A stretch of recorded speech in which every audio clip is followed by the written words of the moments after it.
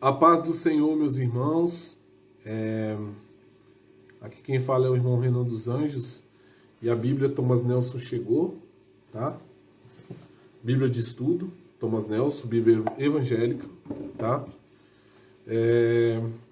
Nós vamos começar os nossos estudos, né? E vai ser...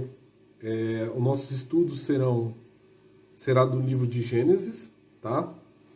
Livro de Gênesis, capítulo 1, versículo 1, até o capítulo 2, versículo 3, tá? Que conta o princípio, no princípio Deus criou os céus e a terra, tá bom? Então vamos começar aqui a leitura. Primeiro versículo do primeiro capítulo de Gênesis. No princípio Deus criou os céus e a terra, né? Aí nós vamos aqui no comentário bíblico sobre esse versículo. No princípio, essa única palavra hebraica, Bereshit, denota o início de uma sequência de acontecimentos. A palavra Deus, em hebraico Elohim, usada para a divindade de Israel e às vezes para outros deuses, o termo denota divindade, poder e objeto de adoração.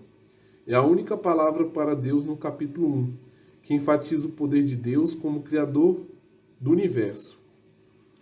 Criou, o verbo criou, né? Usado no versículo. Deus é o sujeito desse verbo sempre que ele aparece na Bíblia. Isso é algo que só Deus faz. Embora a criação a partir do nada seja implícita em Gênesis 1, para afirmações mais completas, nós podemos conferir em Isaías 45, 7 e 18, Romanos 11, 36 e Colossenses capítulo 1, 16 e 17. Os céus e a terra descreve toda a criação, identificando os extremos, isto é, dos céus acima à terra abaixo, e tudo entre eles. Deus criou os céus e a terra, e ele criará os novos céus e a nova terra. Isaías repetidamente enfatiza que os céus e a terra são criados por Deus, que também formará os novos céus e a nova terra que nunca passarão. Para alguns, Gênesis capítulo 1, versículo 1, resume o relato subsequente. Portanto, o versículo 2 não é posterior aos eventos do versículo 1, mas é o primeiro ponto no desdobramento da criação. Outros o entendem como a criação de um céu e terra ainda sem forma e vazios, aos quais Deus forma e preenche nos versículos restantes, né? Então é o seguinte, né? Essa passagem me leva a crer que realmente, né, esse primeiro versículo, ele foi um resumo do resto dos versículos do capítulo 1 e do capítulo 2 até o versículo 3. Por quê? Porque aqui diz, né, no capítulo 6, fala o seguinte, ó: e depois disse Deus: haja entre as águas um firmamento que separe água de águas. Então Deus fez o firmamento e separou as águas que ficam abaixo do firmamento das que ficam por cima. E assim foi. Ao firmamento Deus chamou o céu. Passaram-se tarde e manhã e esse foi o segundo dia. Então está querendo dizer aqui que Deus, ele criou o céu, né, no segundo dia. Se Deus tivesse criado no primeiro versículo, né, o céu e a terra, e depois só tivesse mexido neles, ajustado, não bateria com esse versículo, né? Então, o que eu acredito é o seguinte: eu acredito que realmente o primeiro versículo é um resumo do resto do capítulo 1, da explicação de Deus sobre a criação do mundo. Eu não sei se os irmãos entenderam o que eu quis dizer. Se não entenderam, volta um pouco e presta atenção na minha explicação. Então, porque ele tem aqui duas opções, né? Ele fala de duas opções. ou Deus criou o céu e a terra, e a partir daí, no primeiro versículo, e a partir daí dos dias foi mexendo e ajustando a terra, deixando a terra era vazia e sem forma, ele deu forma à terra, preencheu a terra, ou então seria esse negócio que eu te falei, que no primeiro versículo houve um resumo de tudo que Deus fez, né? No princípio Deus criou o céu e a terra, e a partir da continuação aqui, Deus foi fazendo as coisas, e esse primeiro versículo seria só um resumo do que ele fez em toda a criação, e que eu acredito que seja isso. A minha opinião é essa, tá bom? Vamos continuar. Diz assim a palavra de Deus: era a terra sem forma e vazia, trevas cobriam a face do abismo, e o Espírito de Deus se movia sobre a face das águas. Então aqui vamos ver o que a Bíblia nos diz sobre isso. Capítulo 1, versículo 2, a terra, né? O foco da criação de Deus no capítulo 1 é sem forma e vazia, né? Essa expressão repete-se somente em Jeremias 4:23, referindo-se ao julgamento de Deus a fim de que a terra seja improdutiva, fora de ordem e incapaz de cumprir seu propósito de produzir alimentos que sustentem a vida. Gênesis 1 está mais preocupado com a criação da vida do que com a produção das coisas. Essa expressão descreve o mundo antes da criação da vida, antes mesmo de haver um cenário ou contexto em que ela pudesse florescer.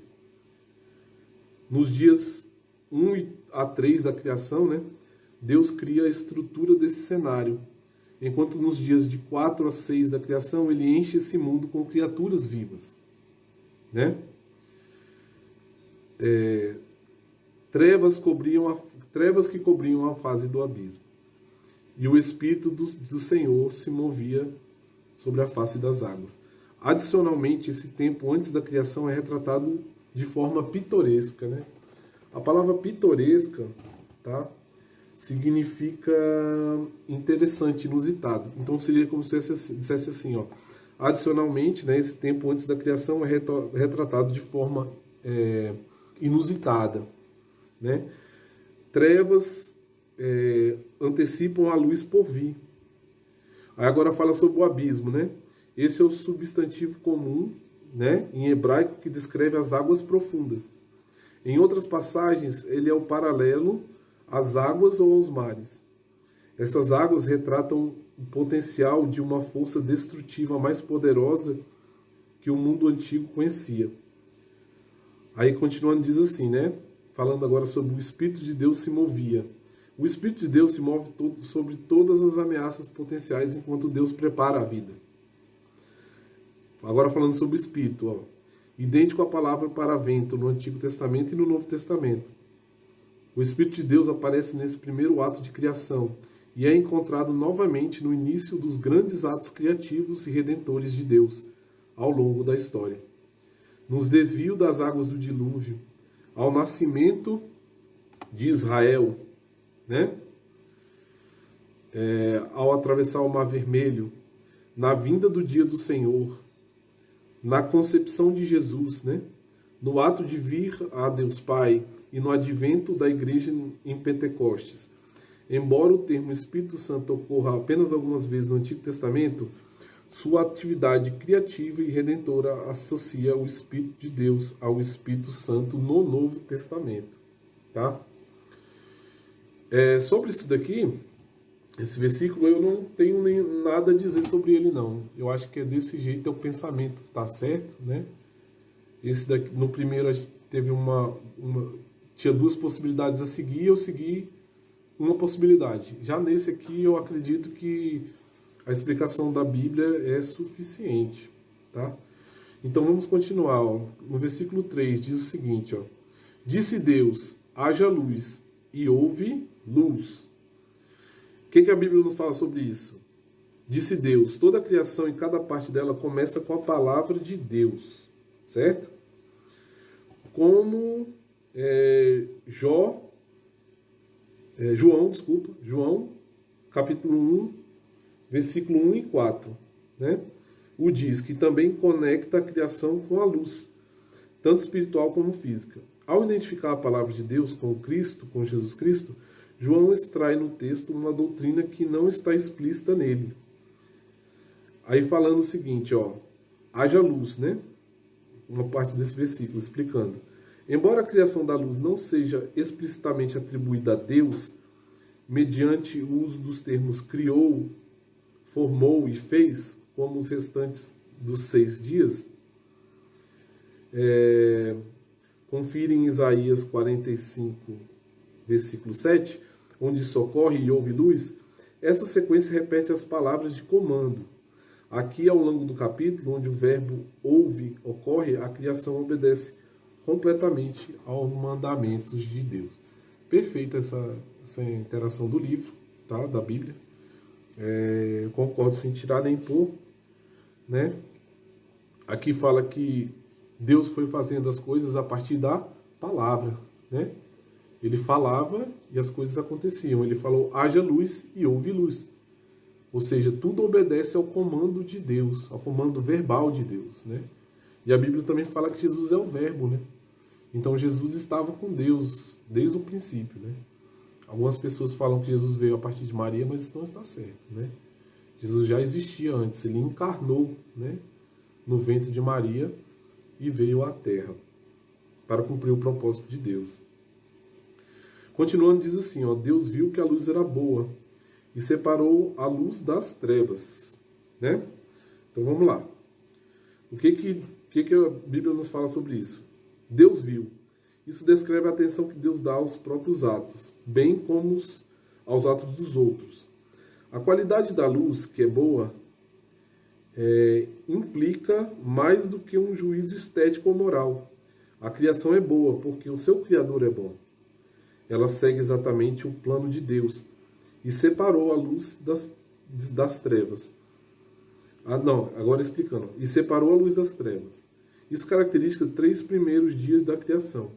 A separação envolve tanto a distinção como a purificação. Deus distingue entre diferentes itens, aqui luz e trevas, e assim lhes dá uma identidade e integridade próprios. Com luz e trevas, a ordem criada, né, tem dia e noite. Também eu acho que não tem nada a acrescentar aqui. Vamos continuar. No versículo 5 diz assim, Deus chamou a luz dia e as trevas chamou noite. Chamou. Essa ação ocorre repetidamente nos relatos da criação.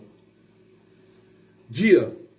Aqui, como em outras passagens, o nome dado identifica o propósito do objeto ou pessoa assim chamado.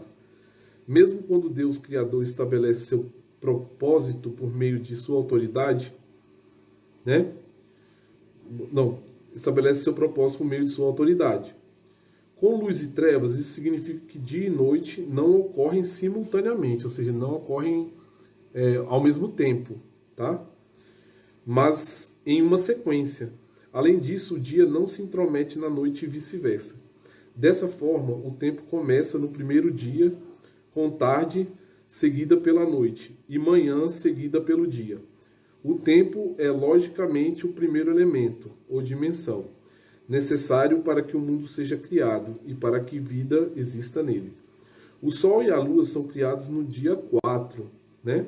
Não foram criados aqui ainda. Eles vão ser criados no 4º dia, tá? Esse daqui seria o primeiro dia.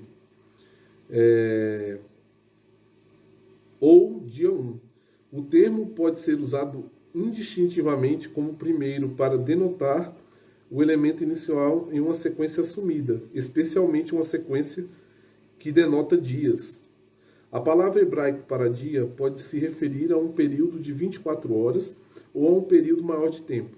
Por exemplo, em Gênesis 2:4, usa a mesma palavra hebraica para dia, quando se refere à história dos céus e da terra.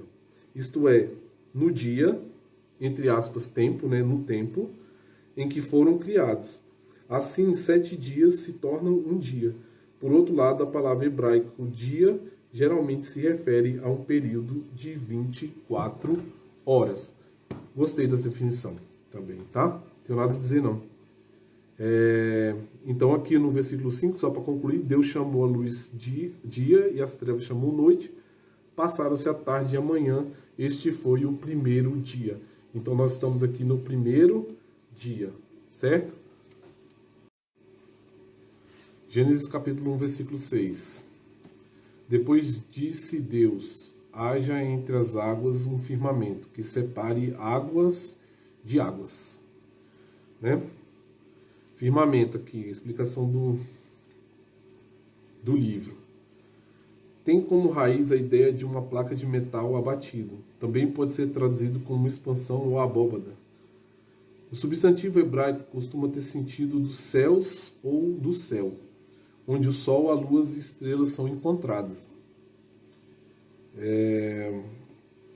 E através dos quais os pássaros voam. Os céus também servem como lugar onde Deus vive, e como que está acima desse mundo, mas debaixo do trono divino. Na época em que Gênesis foi escrita, as pessoas pensavam que o céu parecia uma grande abóbada ou domo que se estendia de um horizonte a outro. Interessante. Podemos ir para o próximo versículo, né? Diz assim: então Deus fez o firmamento e separou as águas que ficaram abaixo do firmamento das que ficaram por cima. E assim foi.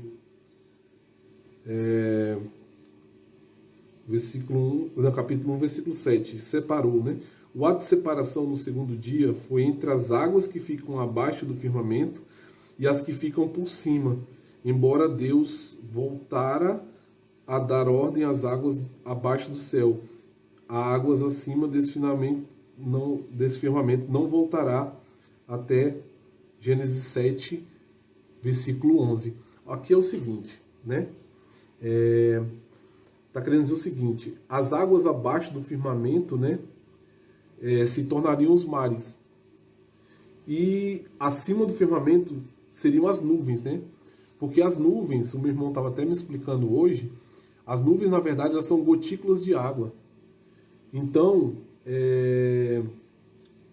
inclusive fala em Gênesis 7, capítulo 7, versículo 11, que as comportas do céu se abriram, ou seja, desceu chuva do céu para causar o dilúvio, né?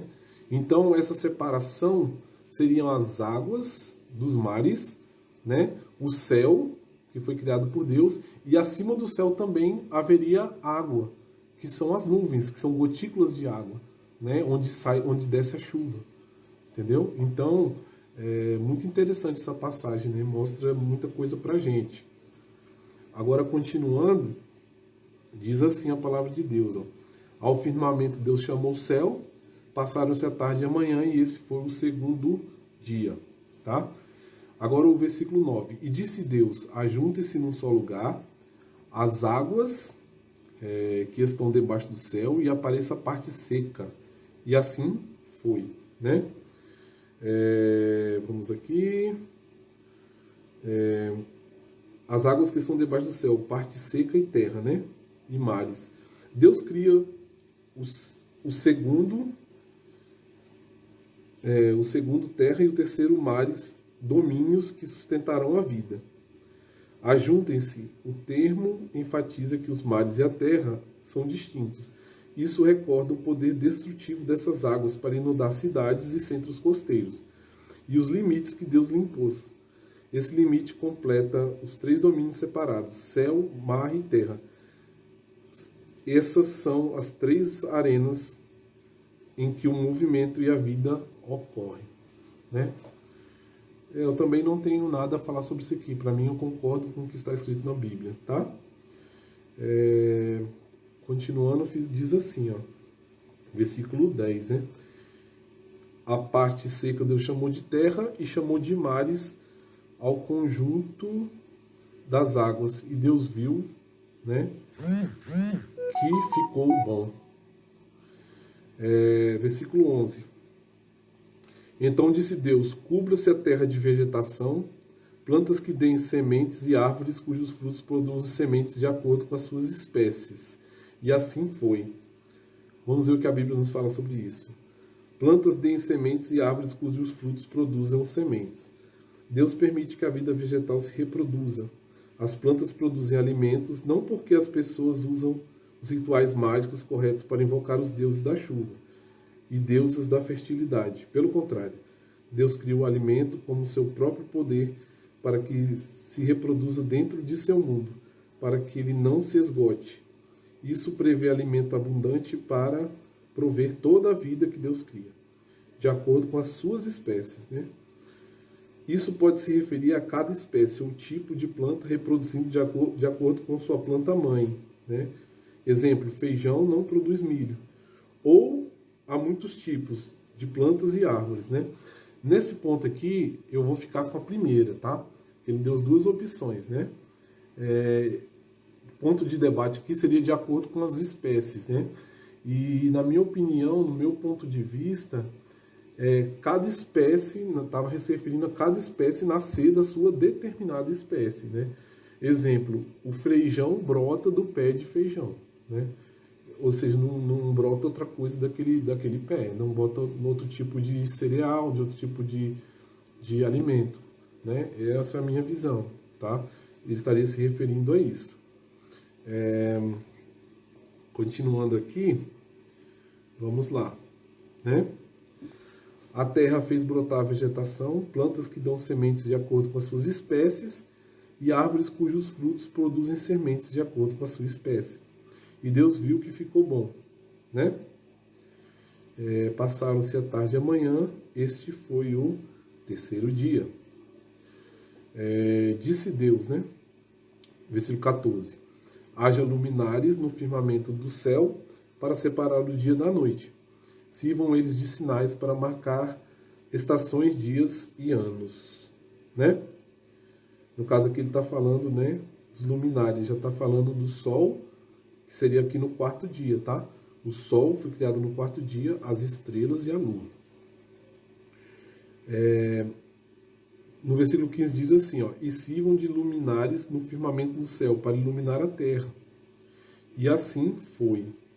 Deus fez os dois grandes luminares, o maior para governar o dia e o menor para governar a noite. Fez também as estrelas, tá? O que a Bíblia fala sobre esse versículo 16? Dois grandes luminares, o sol e a lua. Os antigos adoravam o sol e a lua como divinos, de modo que esse relato da criação distingue o Deus da Bíblia como aquele que criou e controla o sol e a lua, né? Então nós não devemos adorar, né, o sol e a lua, porque eles são criações de Deus. O próprio Deus criou e controla, né, o sol e a lua.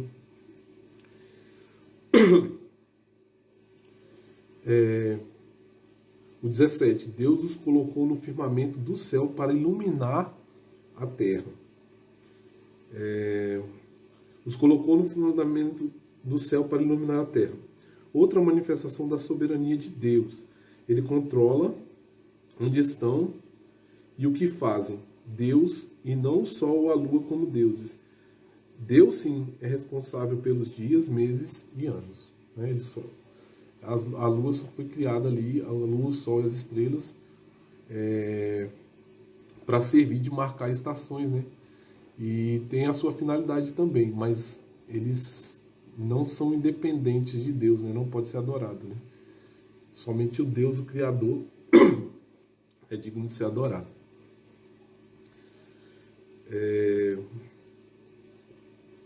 Então, continuando, diz assim, ó, no versículo 18: governar o dia e a noite e separar a luz das trevas.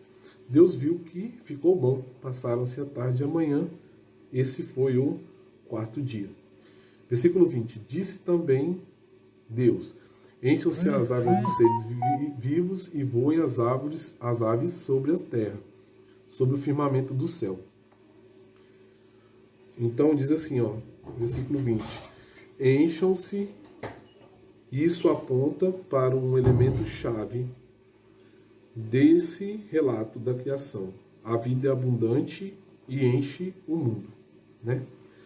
Aí no versículo 21 diz assim: assim Deus criou os grandes animais aquáticos e os demais seres vivos que povoam as águas, de acordo com as suas espécies, e todas as aves, de acordo com as suas espécies.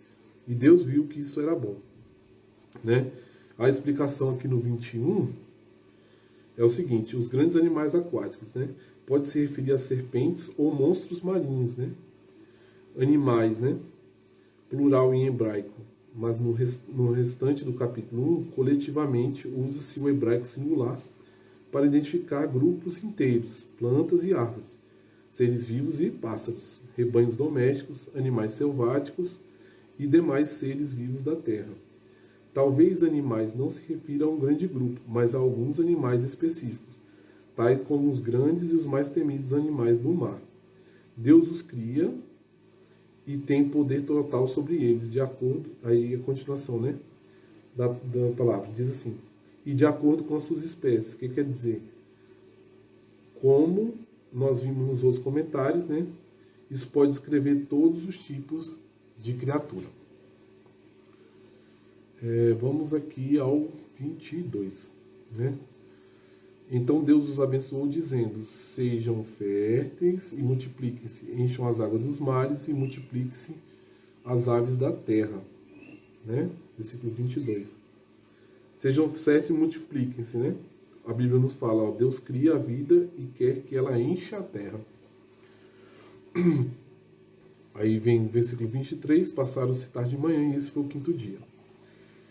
E disse Deus, produz a terra seres vivos de acordo com as suas espécies, rebanhos domésticos, animais selvagens e os demais seres vivos da terra, cada um de acordo com a sua espécie. E assim foi, né? Deus cria animais terrestres no sexto dia, o que corresponde à terra seca que aparece no terceiro dia. Os animais se encaixam em três categorias: rebanhos domésticos, animais selvagens e demais seres vivos da terra. A primeira e segunda categoria distinguem os animais domésticos dos animais selvagens. O terceiro grupo inclui insetos, répteis e outros animais que rastejam. Tá? Isso aqui também está bem explicadinho, né? Deus fez os animais selvagens, continuando na Bíblia, tá? Versículo 25. Deus fez os animais selvagens de acordo com suas espécies, os rebanhos domésticos de acordo com as suas espécies e os demais seres vivos da terra de acordo com as suas espécies. E Deus viu que ficou bom. Gênesis capítulo 1, versículo 26. Então disse Deus, façamos um homem à nossa imagem, conforme a nossa semelhança. Domine ele sobre os peixes do mar, sobre as aves do céu, sobre os grandes animais de toda a terra e sobre todos os pequenos animais que se movem rente ao chão. Aqui diz o seguinte, a explicação, façamos nós a nossa imagem e nossa semelhança, né?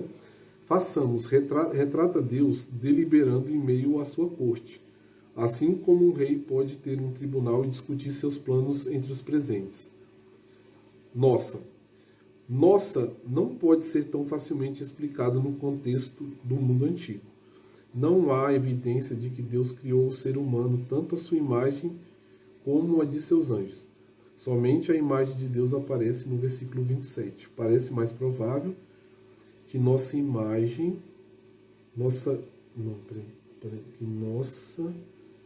provavelmente que nossa, a palavra nossa, né, implique uma maior complexidade à natureza de Deus, como já sugerido pelo Espírito de Deus. A palavra homem usada no versículo, né? Essa palavra é usada no capítulo 1 para a espécie humana, assim como todas as outras criaturas, exceto os grandes animais do mar, criados no capítulo 1. Aparecem no hebraico singular e descrevem uma classe de animais. Pássaro traduzido por aves, animais selvagens traduzido por animais selvagens. No capítulo 2, né, aparece um artigo definido, o homem, para descrever o homem colocado no jardim. O nome pessoal Adão tem a mesma ortografia. O capítulo 1 não se concentra em um único ser do sexo masculino, nem mesmo no primeiro casal, mas concentra-se em toda a raça humana. Imagem e semelhança. Esses termos são sinônimos. Em Daniel 3:1 descreve a estátua de Nabucodonosor com o mesmo termo hebraico para imagem. A estátua representa a autoridade e o poder do rei e suscita a obediência e a adoração da multidão. Em outro lugar do mundo antigo, o mesmo acontece com a palavra imagem, que aparece ao lado de semelhança. Um texto antigo, Gozan, contém a palavra imagem e semelhança e os traduz em assírio, usando a mesma palavra que significa estátua. Estátua ou símbolo de autoridade. Assim, nesse contexto, ser feito à imagem de Deus significa dominar a vida nos 3 domínios que Deus criou. Esse governo é uma mordomia. Está ilustrado no capítulo 2, no qual o homem cuida do jardim e nomeia os animais. Nesse contexto, Deus colocou a humanidade na terra para continuar o seu governo, depois que terminou a obra da criação com a vinda de Cristo, com a imagem perfeita de Deus. Os cristãos são recriados e se tornam conforme a Cristo como uma expressão de sua imagem, em justiça, santidade e conhecimento. Olha, eu achei muito interessante a visão dessa Bíblia, dessa parte, mas eu realmente acredito que na parte que Deus fala que fez o homem, quando ele fala, façamos o homem à nossa imagem e semelhança, Deus fez o ser humano realmente parecido com ele. Não em poder, mas em aparência, né? Eu acredito mesmo que Deus tenha 2 olhos, um nariz, uma boca, um cabelo, entendeu? Quando Deus fez o homem, fez realmente a imagem e semelhança. E aqui está dizendo que não existem evidências, mas eu realmente acredito nessa perspectiva, nessa visão, tá?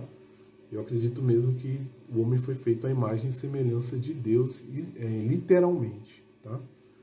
Mas isso aí fica a cargo dos irmãos. Vamos continuar. Versículo 27. Criou Deus o homem à sua imagem, a imagem de Deus o criou, homem e mulher os criou. Tá? Versículo 28. Deus os abençoou e lhes disse: sejam férteis e multiplicam-se, encham e subjuguem a terra. Dominem sobre o peixe do mar, sobre as aves do céu e sobre todos os animais que se movam pela terra. Tá? É que eu concordo também. Também por essa visão, né, a semelhança de Deus nesse sentido de dominar a terra, né, de Deus ter dado essa autoridade para o homem. No versículo 29 diz assim, ó, desculpa, no 28 aqui nós temos não, desculpa, eu estou indo para o 28 agora, né? Deus os abençoou e lhes disse: sejam férteis e multiplicam. Ah não, já li. Eu vou para a explicação do 28, tá? Sejam férteis e multiplicam-se, encham, né? Deus também ordenou aos animais que fizessem isso, de modo que isso representa a base criadora da humanidade. Subjuguem e dominem. Deus ordenou que somente os humanos fizessem isso, porque somente eles são feitos à imagem de Deus. A repetição dessas ideias sublinha sua importância. 29. Disse Deus: eis que lhe dou todas as plantas que nascem em toda a terra e produzem sementes, e todas as árvores que dão frutos com sementes. Elas servirão de alimento para vocês. E dou todos os vegetais como alimento e tudo que tem em si fôlego de vida, e todos os grandes animais da terra, e todas as aves do céu, e todas as criaturas que se movem rente ao chão. E assim foi. Aqui na explicação da Bíblia diz o seguinte: Deus dá a planta para servir de alimento, para sustentar a vida humana e animal. Vegetais e frutas formam a base da cadeia alimentar para os herbívoros e carnívoros. O capítulo 1 enfatiza a vida abundante. Deus fornece o alimento abundante, cujas sementes garantem que o alimento continuará ao longo da história do mundo. Tá? Versículo 31 do capítulo 1. E Deus viu tudo o que havia feito, e tudo o que havia ficado foi muito bom. Passaram-se a tarde e a manhã. Esse foi o 6º dia. Com a obra da criação terminada no 6º dia, tudo está agora em perfeita harmonia com a vontade de Deus. O resultado é mais que bom. Ele é muito bom. Vamos para o capítulo 2. Assim foram concluídos o céu e a terra e tudo que neles há. Esse versículo conclui que a declaração sumária de capítulo 1, versículo 1 de Gênesis prevê, né? As mesmas expressões para o céu e para a terra aparecem em ambos os versículos, agora adicionando todos os elementos. Tudo que nele há, que foram adicionados desde o capítulo 1, versículo 1 de Gênesis.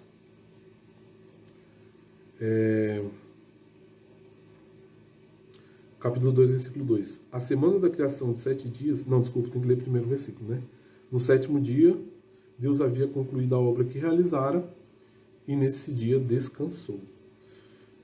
A semana da criação de 7 dias tem lembrado esse ponto. As frases repetidas identificando tarde, manhã e o número ordinal, né, de cada dia terminam e culminam no 7º dia. Deus já havia concluído a obra da criação. Esse é o dia do descanso. Não há um outro trabalho criativo. Concluído. O mesmo verbo hebraico que a forma passiva traduzida como foram concluídos. Consta no verso 1. Descansou. Deus não precisa descansar porque está cansado. Ele escolhe parar de trabalhar porque sua criação está completa. A raiz hebraica de descansou forma o substantivo sábado e carrega o significado de parar ou cessar, né? E vamos para o último versículo da aula de hoje. Abençoou Deus o 7º dia e o santificou, porque nele descansou de toda a obra que realizara na criação. Santificou. O descanso de Deus no 7º dia diferencia esse dia dos outros dias da semana. Embora a lei que exige que Israel observe o sábado venha mais tarde, a semana está integrada na criação desse início. O 7º dia, como tempo de descanso, culmina a obra de Deus no capítulo 1. Toda a criação se move em direção a ele. Ambos os relatos dos 10 mandamentos exigem que Israel observe o sábado. E Êxodo 20:11 explicitamente o relaciona aos 7 dias da criação, e de fato a todos os dias e anos especiais nos calendários sagrados de Israel. Se o sábado é o clímax da criação, é também o objetivo da comunidade redimida e do cosmos. Observar o sábado todas as semanas reforça a ideia de que 7 dias e não meses ou anos descrevem o relato da criação. Sobre o sábado, eu penso da seguinte forma, vou falar bem breve. Eu acho que se você tirar um dia para Deus, não precisa ser exatamente o sábado, sabe? Eu acho que se você tirar um dia de dedicação para Deus, de descanso, eu acho que você não deve trabalhar todos os dias, não. 7 dias da semana, não. Seguidos, não. Eu acho que você tem que tirar um dia para Deus, para adorar a Deus, para descansar, entendeu? Mas não necessariamente o sábado, né? Mas essa aí é uma visão minha. Meus irmãos, o estudo acabou por hoje. E fiquem com Deus, Deus abençoe vocês e até a próxima.